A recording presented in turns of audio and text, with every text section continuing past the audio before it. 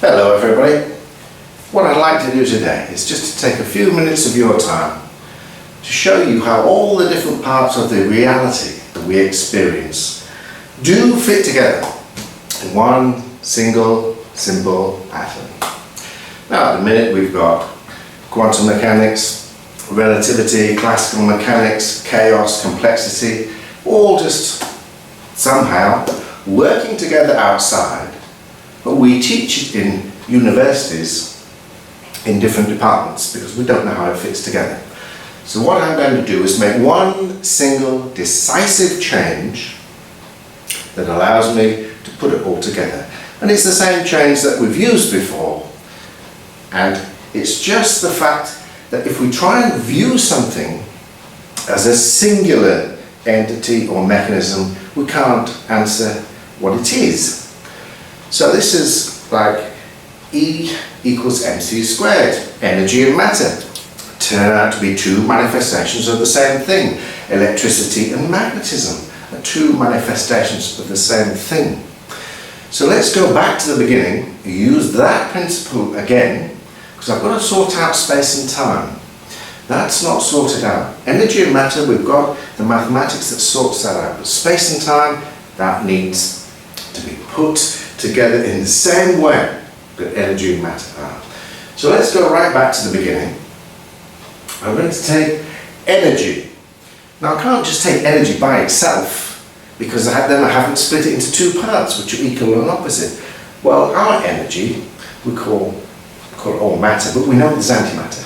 So I do have two. Imagine it being a mirror on that side. But let's split space into two parts, just the same as matter and energy are split into two parts, but matter is a lot more energy than light, a lot more. So we've got strong and weak parts of positive energy, and then space. If I split space into strong space, just the same, electromagnetic space, and gravitational space, very, very weak. Now what this does is it brings classical mechanics into relativity.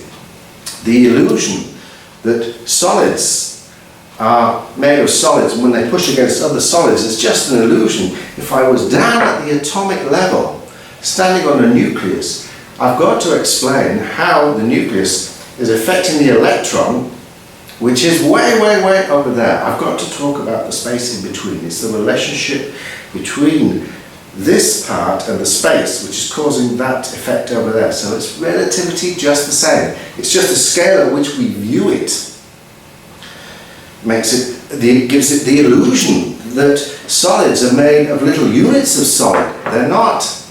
They're made of units of energy which act against each other to cause volume and act against space to give them mass by the Higgs field, the Higgs boson. So when I see something like that, that is very, very strong space. And the gravitational pull on that, the whole Earth pulling it down, is weak space. So there is a demonstration of the relative strengths of strong space and weak space. Now what this allows me to do is to put all the parts of matter, light, strong space and weak space into a grid like this. So now I've got two parts of space. It's all relativity. Classical mechanics just goes into relativity. I must use the same principle to explain what's happening. The magnet is causing the distortion in space, which is causing this to be a magnet. So each one defines what the other is, or how it behaves. So now I've got strong matter behaving relative to gravitational space, giving mass at the individual level, and gravitational fields at the collective level. So again, I've got to have two answers. I've got matter behaving relative to electromagnetic space, giving charge at the individual level, magnetic and electrical fields at the collective level. So that I can see is the relationship here. So I've got to put in between matter and now G space here, And now I've got light, the much, much weaker form of energy, but that reacts with the strong part of space to give me the electromagnetic spectrum, light waves, which again will be split into two, charge split into two. But here I've got, it's not a singularity because the matter is distorting the space is distorting the matter. I've got to describe it as a dual relationship between the two. It's all relativity. So now I've got a relationship between this and this and this and this, but I've got to have something here between light and space. We know that when space is distorted, light also distorts with the space. So there must be another force here. Much, much, much weaker than gravity, because that's plus and plus. That's minus and plus. That's plus and minus. So here I've got minus and minus. Something that explains why light bends with space. Well, that's logical. So now I've got here EM space. So I can see that energy is the sum of all the possible relationships between the different kinds of energy and space, both of them. This kind of energy, negative, positive energy, and both kinds of space. So if I add them all up, positive and negative, I can see that that is always going to equal both a zero like that, and if I add together all the negative and positive parts of any amount of numbers, an infinite number of numbers, I get another zero, which is everything. So I get two zeros, a duality, nothing, and the sum of all the positive and negative numbers.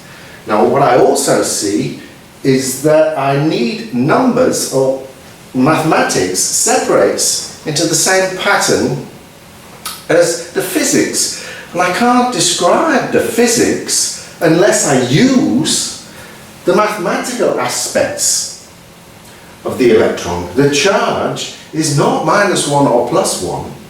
The charge is 1.6 times 10 to the minus 19 of a coulomb, and they are identical if I can't describe them as positive and negative. Well, positive and negative are mathematical aspects of the physics. So I must have both answers to describe reality.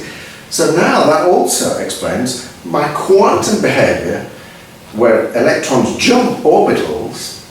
It's just quantized behavior. It's also got physical behavior, the positive and negative electrical charge. So I've got quantum mechanics, and then what we call the classical physics here. I need both to answer what we observe, but that's no problem anymore. I've also got matter which acts directly against other matter in the nucleus, where I don't get the fields.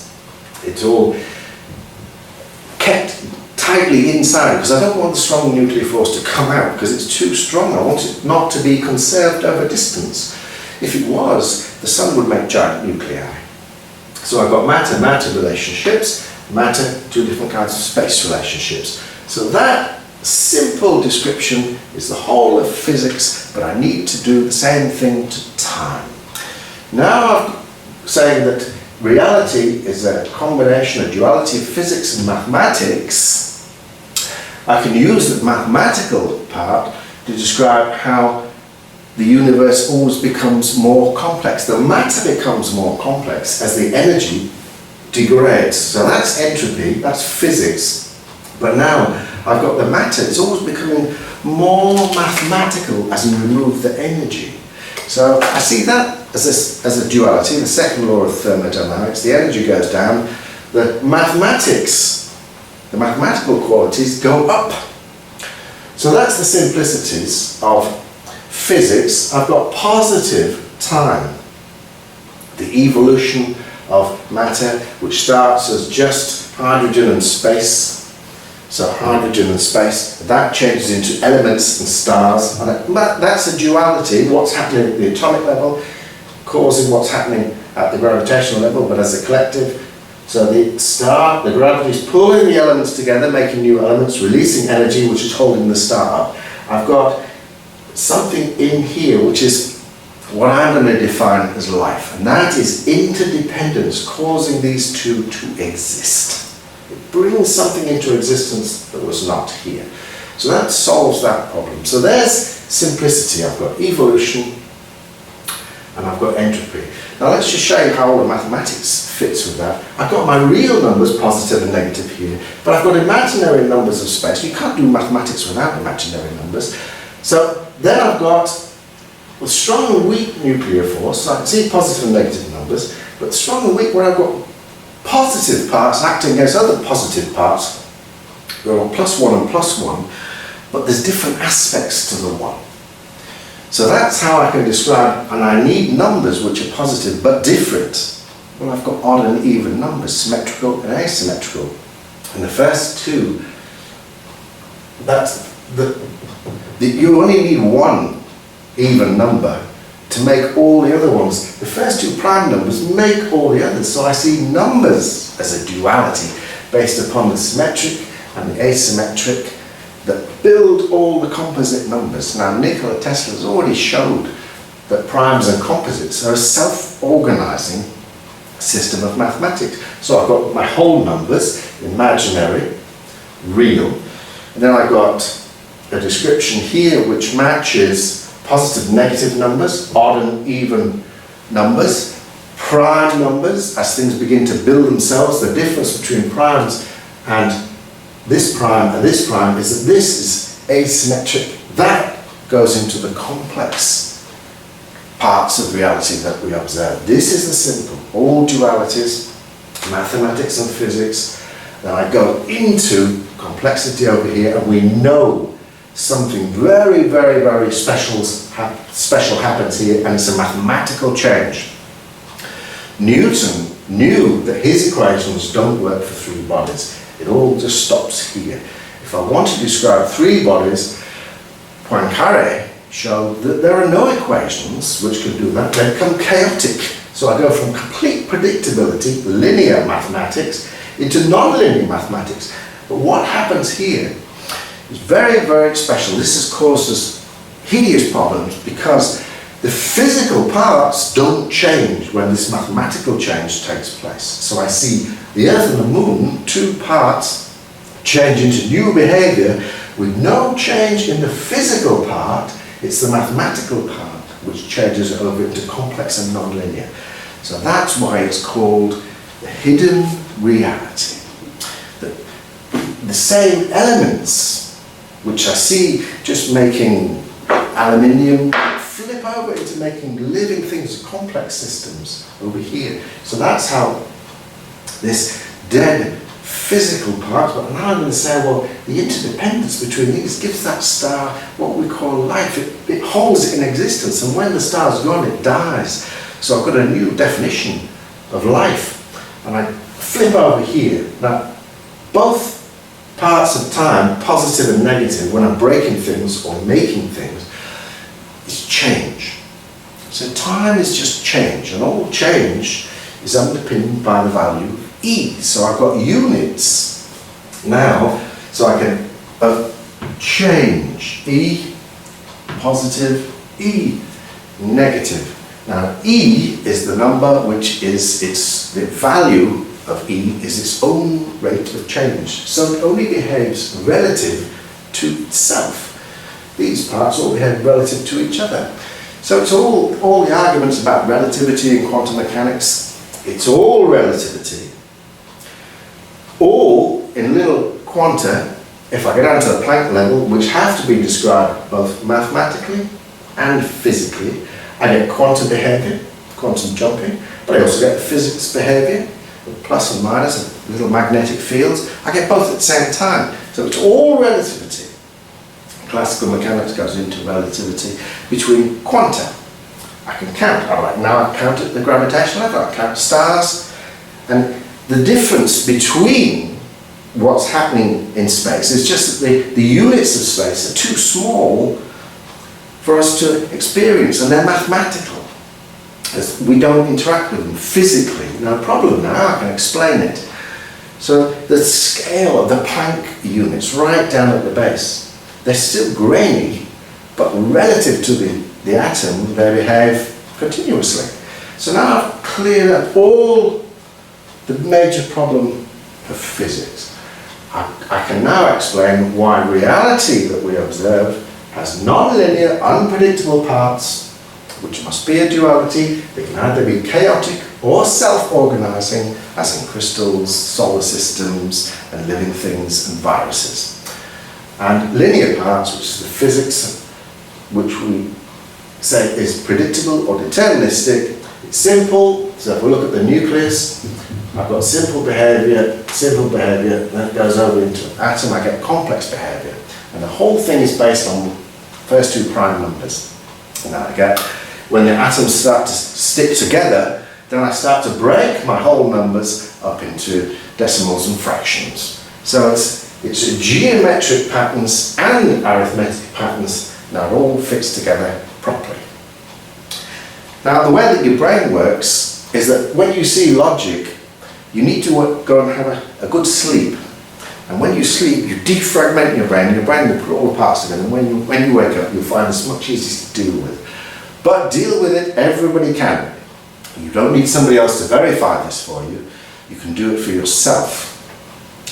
So I think this change is the biggest change that we are going to experience in human history. When I just put these two together, that's all the non-deterministic parts of reality, with the parts of reality that we know. I put them together, and then I can describe all of chemistry and physics, and I can also say why we see mathematics all over nature. The Fibonacci sequence, you see it in plants, you see it in animals, that's a real fossil, that's a fractal. Mathematics is everywhere around you. Now I've got an explanation. The universe is a duality which can only be described by a combination of mathematics and physics. And if I go right back to the beginning, the little units that started off, the quark, the electron, and the neutrino, are not physical. They don't have any physical properties whatsoever. We say it's physics because they've got charge, but they don't have physical properties of volume and mass. They come from relationships with space to give mass, and relationships with particle acts against particle to give you volume. So it all starts mathematically, and then changes. The physical parts emerge as things get into relationships, and then I get into complex relationships where the mathematical part changes, but the physical part doesn't. Now, we've seen this little equation here written by Euler, e to the I pi equals -1. Now I, numbers for space, and I've got pi. Pi is the relationship between what you cannot count, space, and what you can count, the atoms and the light. It's the relationship between them. So I'm going to say that pi is the mathematical energy. If I try and measure the circumference of a circle, I can't. I can measure the diameter, but only relative to the circumference. Depends on what units you're measuring it in. So it's relativity, just the same. But I've now got, if I do that, I can see hydrogen, time, space, and the relationship between space and atoms. Those two equations must be a duality. Also go on to give me a single mathematical expression for all of this. Now, I'm going to give you that in the next video, but there's a single mathematical expression that describes the relationship between time, mathematical energy, matter and light. Well, give yourself a bit of time to go over this. We already use this. Nice charts like this that we use to teach it to very young children. They don't have any problem with it at all. So if you want to find out some more about it, start to talk to people. Say, look, I've seen this, but you get confidence by going and sharing it. Say, look, it all just makes sense. It does seem too simple, but that shouldn't be a problem. See you next time. Bye.